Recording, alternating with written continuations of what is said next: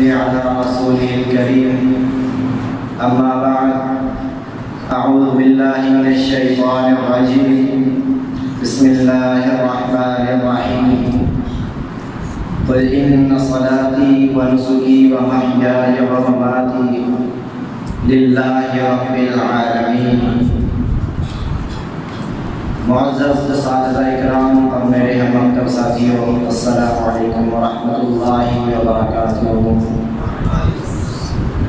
آج مجھے اس عنوان پر لب کشائی کا موقع ملا ہے، وہ قربانی کے عنوان سے معلوم ہے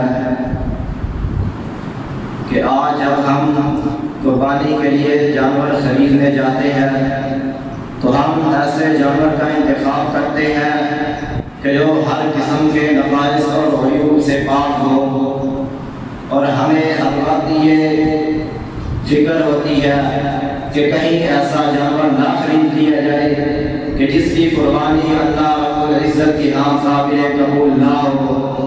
لیکن ہم نے کبھی یہ سوچا کہ جس جانور کا کان کٹا ہو یا سینگ کٹا ہو، ہم اس جانور کو اس لیے قربانی کے لیے نہیں خریدتے کہ اس کی قربانی قابل قبول نہیں ہے، اور اگر ہم داڑھی کٹے ہو ہم کس طرح صحیح ہو سکتے ہیں.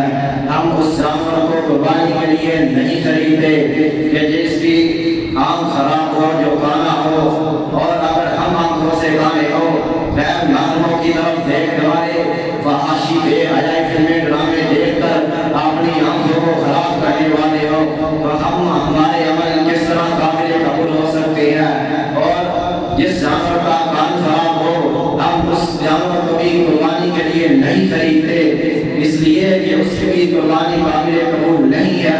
اور اگر ہم اپنے کانوں سے موسیقی گانے سنیں تو ہمارے عمل کس طرح قابل قبول ہوں گے.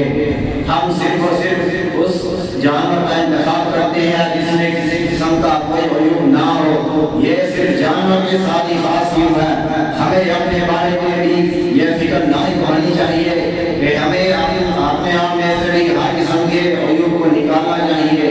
ہمیں بھی ہر عیوب سے پاک ہونا چاہیے، اور قربانی کا جانور ہمیں اس بات کا درس دیتا ہے کہ جس طرح عیوب والے جانور کی قربانی اللہ رب العزت کی ہاں قابل قبول نہیں، اسی طرح عیوب والے انسان کا بھی کوئی عمل اللہ رب العزت کی ہاں قابل قبول نہیں.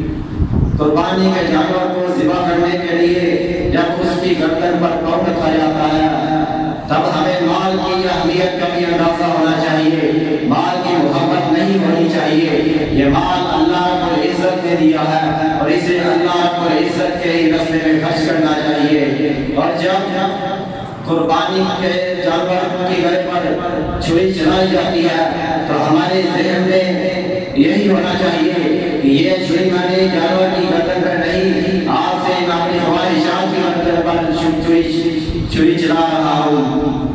اور چھری چلانے کے بعد ہمارے دل میں یہ جذبہ بھی ہونا چاہیے کہ اللہ رب العزت نے آج ہم سے مال کی قربانی کا تقاضا کیا ہے، اور کل کو اگر اللہ رب العزت نے ہم سے ہماری جان کا بھی تقاضا لیا، ہماری جان میں مانگ لی، تو ہم جان بھی دینے سے ڈرے نہیں کریں گے.